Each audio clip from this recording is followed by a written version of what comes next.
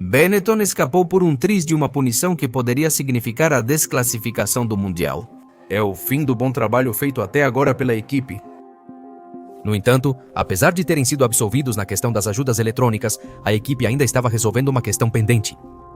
A punição do Grande Prêmio da Grã-Bretanha, que pela desobediência tanto da equipe quanto de Schumacher poderia custar ao alemão a exclusão por 2 grandes prêmios. O que daria a oportunidade para Damon Hill de recuperar terreno nesta disputa, Benetton. Ao apelar, ganharam tempo e Schumacher pôde correr o próximo Grande Prêmio na Alemanha, 9ª etapa do Mundial. Kaiser tem chance de vencer em casa. O que eles não sabiam era que a Benetton enfrentaria outro grande problema para manter o ritmo da temporada.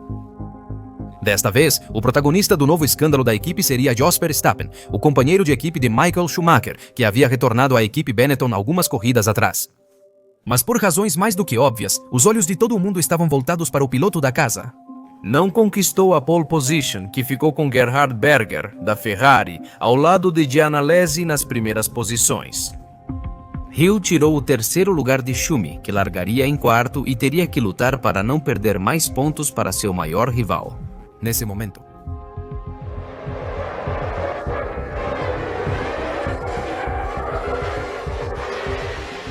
a largada do Grande Prêmio foi muito caótica, com um acidente múltiplo, onde 11 carros abandonaram o Grande Prêmio em uma verdadeira carnificina.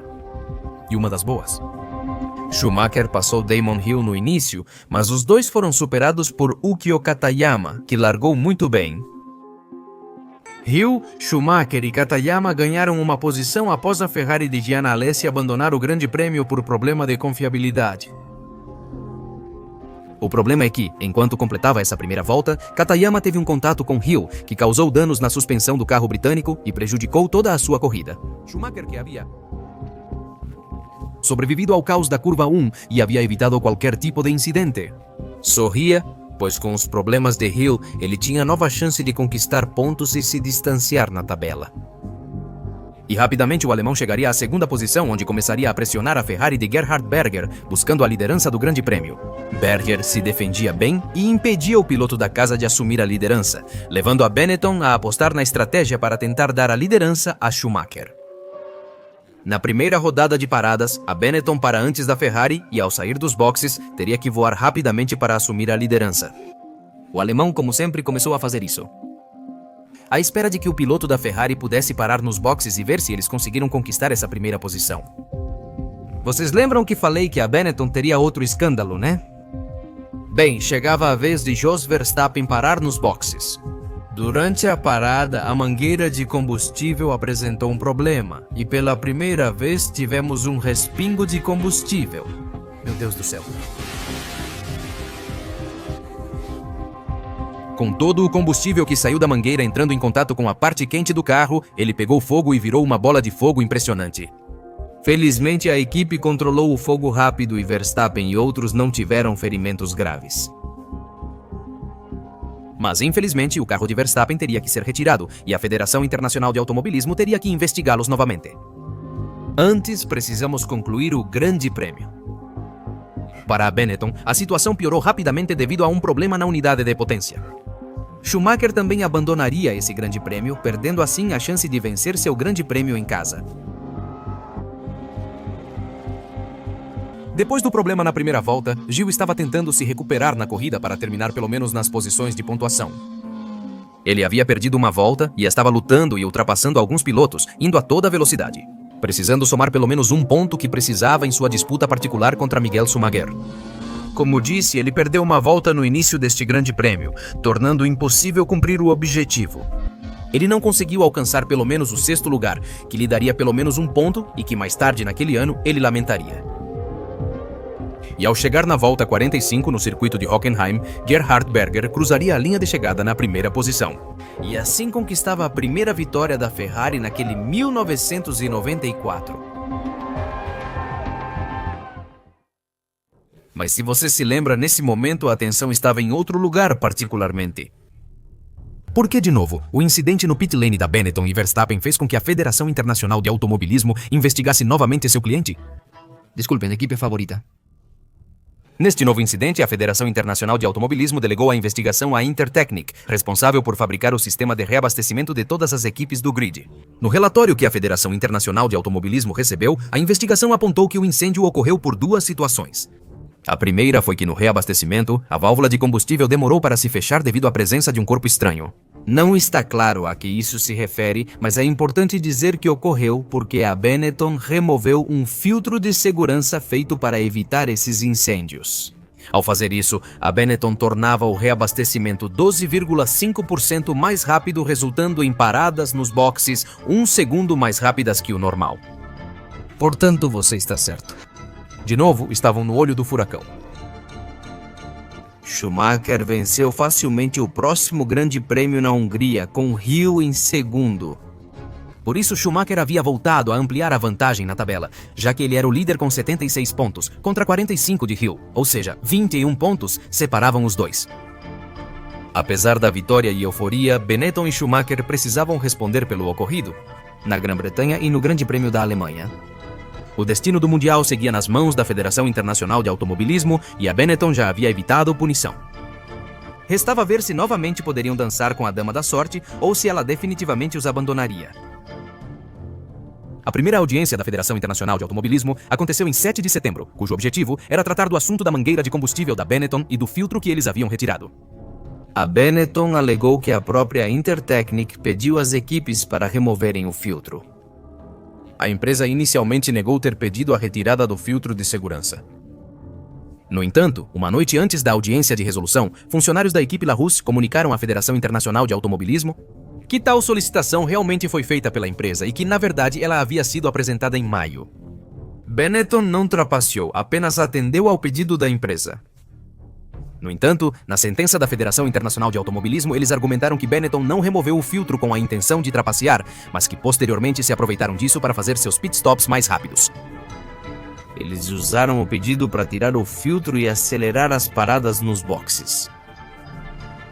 Então eles foram considerados culpados disso, mas não houve nenhum tipo de punição graças a essa evidência. E sim, mais uma vez eles conseguiram se safar, mas ainda faltava uma investigação. Após o Grande Prêmio da Bélgica, a Federação Internacional de Automobilismo confirmou que Schumacher seria excluído dos Grande Prêmio S da Itália e de Portugal, ficando fora dessas duas corridas. Se Hill vencesse essas corridas, poderia virar o campeonato de pilotos e ter chance no fim da temporada. Mas além disso, a Benetton teria mais um problema. Schumacher voltou a vencer em Spa-Francorchamps, completando a corrida. Após inspeções, a Federação Internacional de Automobilismo constatou desgaste excessivo na prancha do assoalho do carro, acima do permitido pelo regulamento. Como uma explicação rápida, segundo o livrinho da Federação Internacional de Automobilismo, isso obrigava que a prancha de madeira do assoalho medisse pelo menos 9 mm ao final da corrida. Como a prancha se desgasta com os impactos do carro no assoalho, ocorre um desgaste natural. Mas o desgaste da prancha não podia ser maior do que o permitido, e a prancha de Schumacher tinha 7,4 mm, estando muito abaixo do máximo permitido. 5 horas após vencer em Spa, Schumacher foi desclassificado de novo. A Benetton recorreu, alegando que o desgaste veio de uma rodada do piloto alemão.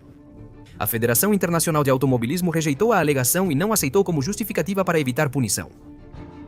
Assim, Damon Hill venceu e tirou 10 pontos importantes de Schumacher. E com as duas exclusões que o piloto alemão tinha que cumprir na Itália e em Portugal. Se Hill vencesse, ele e a Williams voltariam à disputa pelo título mundial. O piloto da Williams conseguiria vencer no Grande Prêmio da Itália e, posteriormente, vencer o Grande Prêmio de Portugal. Com 3 corridas restantes para o Mundial, a diferença era de só 1 ponto para o alemão. A primeira das 3 últimas etapas seria em Jerez de la Frontera, no Grande Prêmio da Europa, onde Schumacher voltaria de sua exclusão querendo vencer, para não dar a Gil uma chance de tirar dele um Mundial que ele havia dominado praticamente desde o início da temporada. Ele conquistou a pole position com Damon Hill e David Coulthard logo atrás tentando vencê-lo. Restava ver se Schumacher conseguiria segurar Hill ou teria forças para vencê-lo e liderar a tabela mundial de pilotos.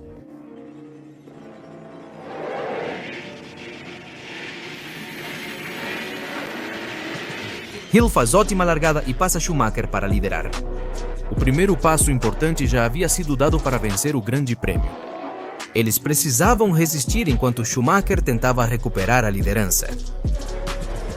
Nos primeiros momentos, ele pressionou Williams de Damon, mas este não cedeu nem se intimidou com o rival ao título.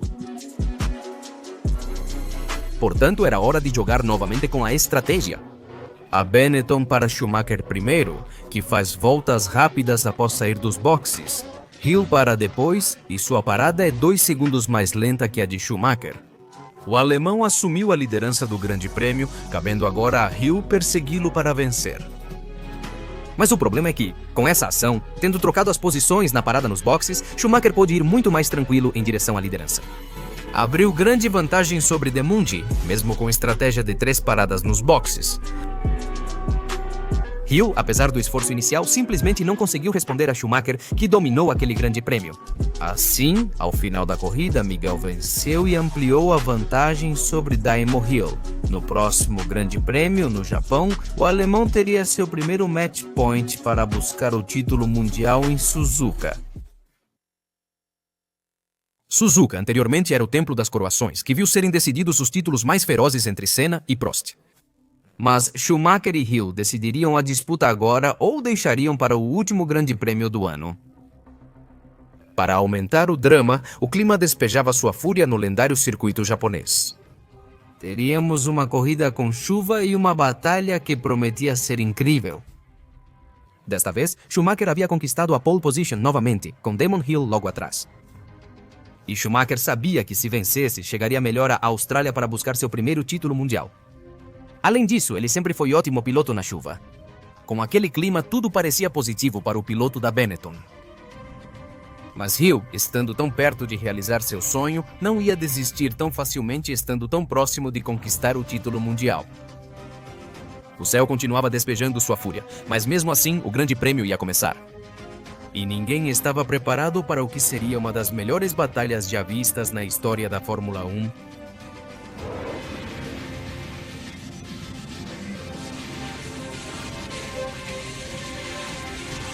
Schumacher larga muito bem e imediatamente fecha o lado de dentro, impedindo que Hill possa atacá-lo. Quem precisou se defender de um ataque de Hans-Gerolf Frentzen? Nas voltas iniciais, Hill tentava acompanhar Schumacher, mas o início do Grande Prêmio foi um massacre. Johnny Herbert, o companheiro de equipe de Schumacher na Benetton.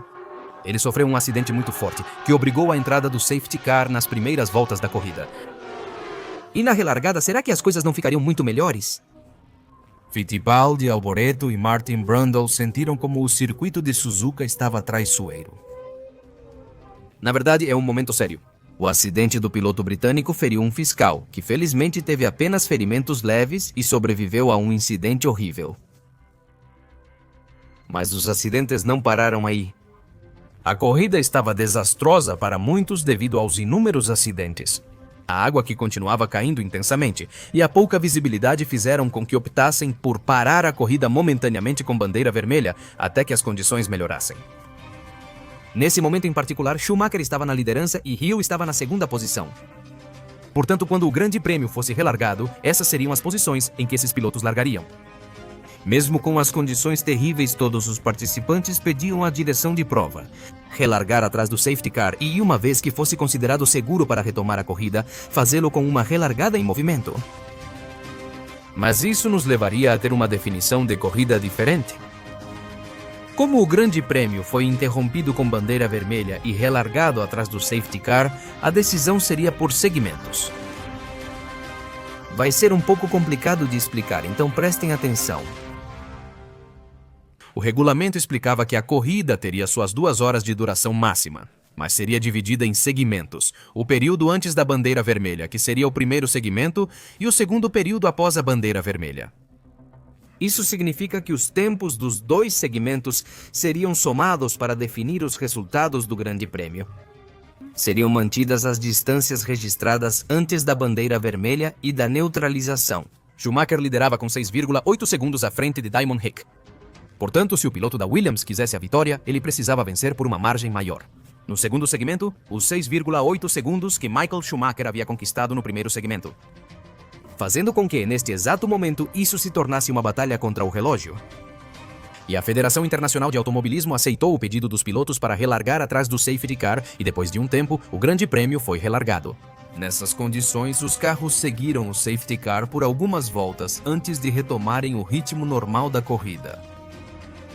Desde a relargada, Hill tentou não se afastar de Schumacher, tentando se manter sempre na cola dele, buscando uma oportunidade em uma pista que não estava perdoando nenhum tipo de erro.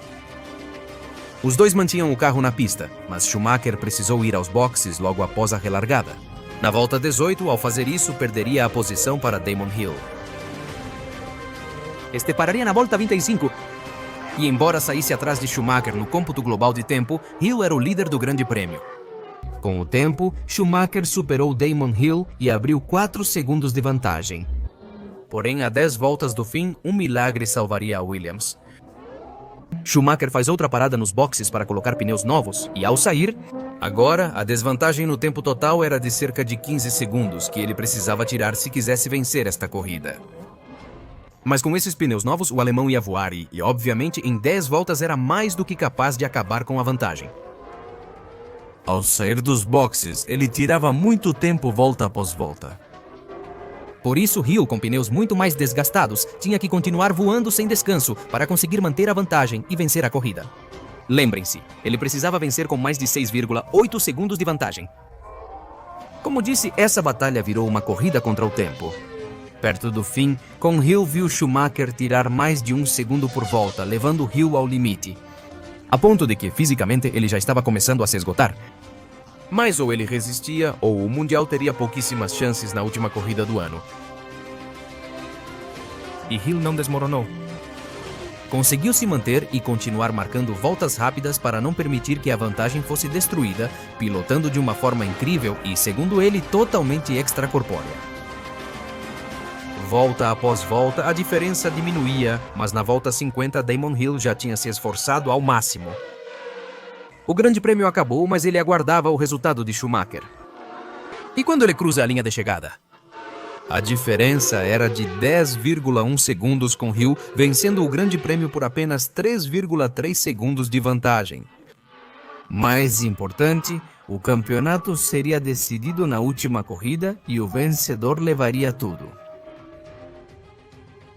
Com pilotagem de campeão, Damon manteve o sonho vivo. Apenas um ponto separava os dois pilotos para a última corrida do ano na Austrália, ambos com um sonho pela frente. Colocar seu nome no livro da história dos campeões mundiais da Fórmula 1? É verdade, 1994 não começou da melhor maneira. A morte de Jenny Ratzenberger ofuscaria o que seria a primeira definição do Mundial, desde o Grande Prêmio da Austrália de 1986 na última corrida do ano. Gil buscava sua primeira vitória e queria honrar o companheiro de equipe falecido meses antes, além da equipe que precisou superar o impacto moral dos julgamentos, acusações e da perda do ícone brasileiro. Schumacher era extremamente ambicioso. Queria não só seu primeiro campeonato, mas também reverter todas e cada uma das vezes em que foram derrotados na temporada. Com a investigação das ajudas eletrônicas, as desclassificações, as exclusões, e afirmar, apesar de tudo, sou o verdadeiro campeão. Era o momento de encerrar uma das temporadas mais sombrias e polêmicas da Fórmula 1. Essa temporada começou com escândalos e espero que você não achou que o ritmo cairia na última corrida. O Mundial de 1994 terminaria no lendário circuito de Adelaide. O traçado que em 1986 viu uma das definições mais espetaculares da Fórmula 1. E que 8 anos depois nos dava a oportunidade de viver tudo isso novamente. Um final de Mundial com Schumacher e Hill separados por um ponto, ambos podendo lutar pelo sonho de todo piloto. Schumacher tinha um ponto a mais nessa disputa. Mas quem vencesse o Grande Prêmio seria coroado como campeão do mundo. Só que na primeira disputa daquele fim de semana, o treino classificatório, quem se destacou foi Nigel Mansell, o campeão de 1992.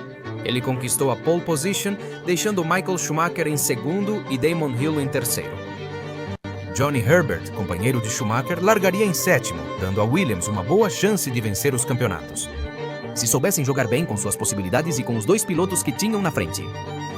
Mas era no domingo que tudo isso seria decidido. Quando os carros se alinhavam no grid, começava a última batalha de 1994. Começaria oficialmente.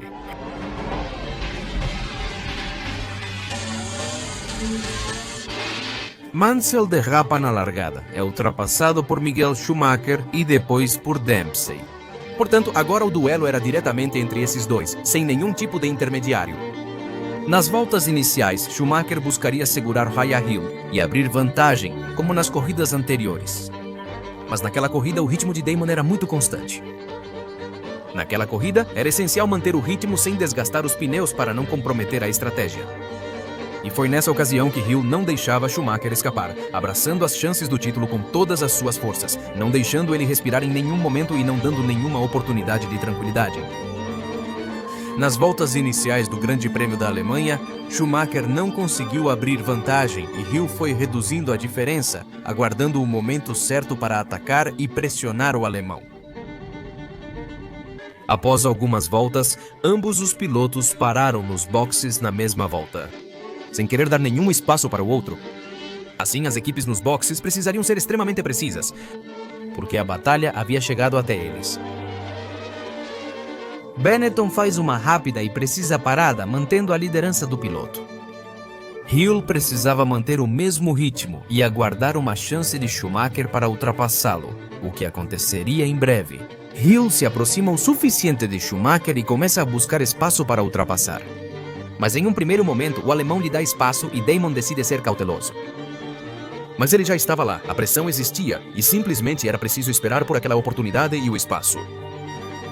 Schumacher tinha que lidar não só com o cuidado de não dar espaço para Hill, mas também de ultrapassar todos os retardatários e não perder tempo nas manobras. Sua defesa estava sendo muito complicada, mas ele estava executando muito bem. Mas nessa defesa, mais cedo ou mais tarde, ele cometeria um erro. Na volta 36 do Grande Mundial, Hill manteve o ritmo e finalmente teve sua chance. E na curva Easter Race, Schumacher comete um erro, sai largo na curva, Hill tenta entrar por dentro. E logo depois, este Mundial acaba como começou.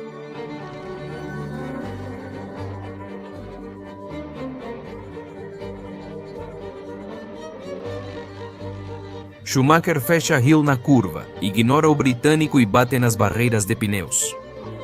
Parecia que o Mundial tinha acabado para o alemão, já que Hill seguiu na pista. Só que o outro carro também tinha problemas. Após a batida, a suspensão dianteira esquerda do carro da Williams quebrou totalmente, sem conserto. Por isso, Damon Hill abandonou o Grande Prêmio. Graças a esse ponto de diferença, Michael Schumacher se tornou campeão mundial da Fórmula 1. Schumacher segue em frente até o plano.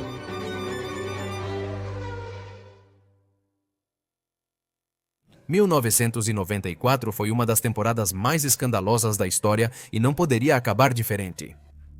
Esse acidente deixou Hill com danos, fazendo com que Schumacher se tornasse campeão do mundo de uma forma polêmica. No acidente não houve só consenso. A colisão foi totalmente culpa do alemão e muitos ainda o acusavam de ter feito isso de propósito. Evidentemente, Hill e Williams estavam furiosos. E a equipe de Grob imediatamente foi procurar os comissários de pista. Um protesto alegando que a manobra de Schumacher foi proposital e antidesportiva.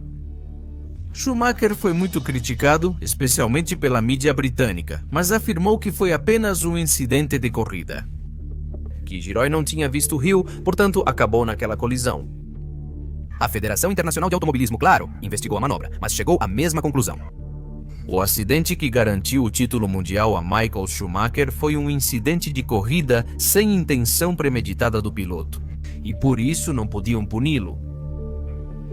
Assim, Michael Schumacher, com apenas 25 anos, se tornava campeão mundial de Fórmula 1.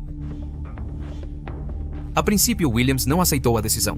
Patrick Head, chefe da equipe na época, admitiu que estavam dentro da própria equipe, 100% certos de que o acidente tinha sido uma jogada suja por parte de Schumacher. O piloto afetado, Damon Hill, na época decidiu se manter afastado da polêmica. Anos depois, ele admitiu ter certeza de que o Kaiser fez a manobra de propósito. A Williams ainda enfrentava a morte de Senna. Por isso, eles decidiram não fazer nada a respeito e não protestar contra a decisão. Michael Schumacher teve o título de campeão mundial confirmado. Com o abandono duplo e levando em conta que todos os companheiros de equipe que o alemão teve em 1994 eram muito pouco competitivos, Com a vitória de Nigel Mansell no Grande Prêmio da Austrália, a Williams foi campeã de construtores.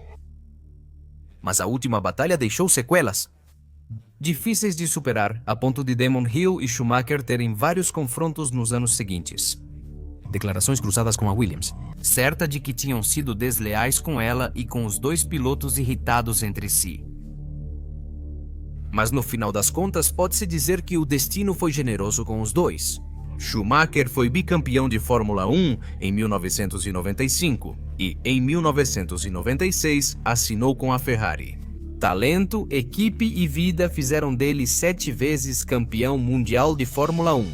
Por outro lado, Damon Hill talvez não tenha tido tanto sucesso quanto seu rival, mas conseguiu experimentar o sabor de ser campeão mundial.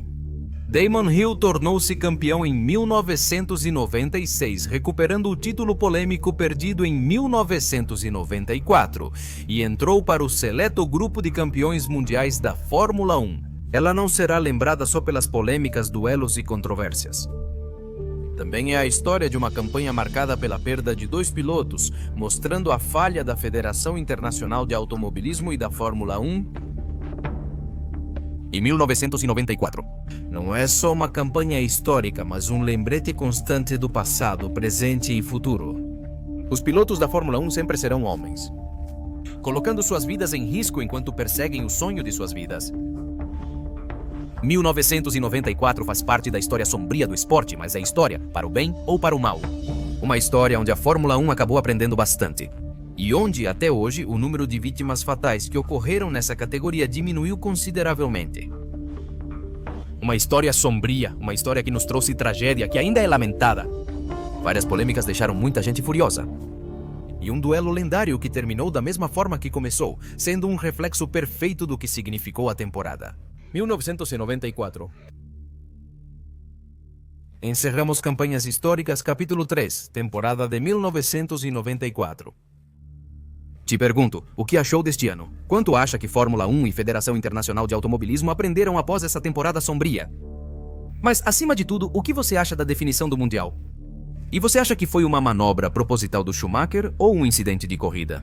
Me contem todas as suas opiniões na parte dos comentários, que vou adorar ler cada uma delas.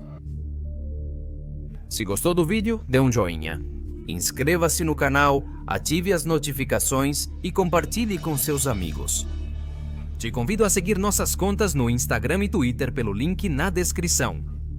E a gente se vê em breve. Para mais conteúdo no Skyline Racing, obrigado por acompanhar e até logo.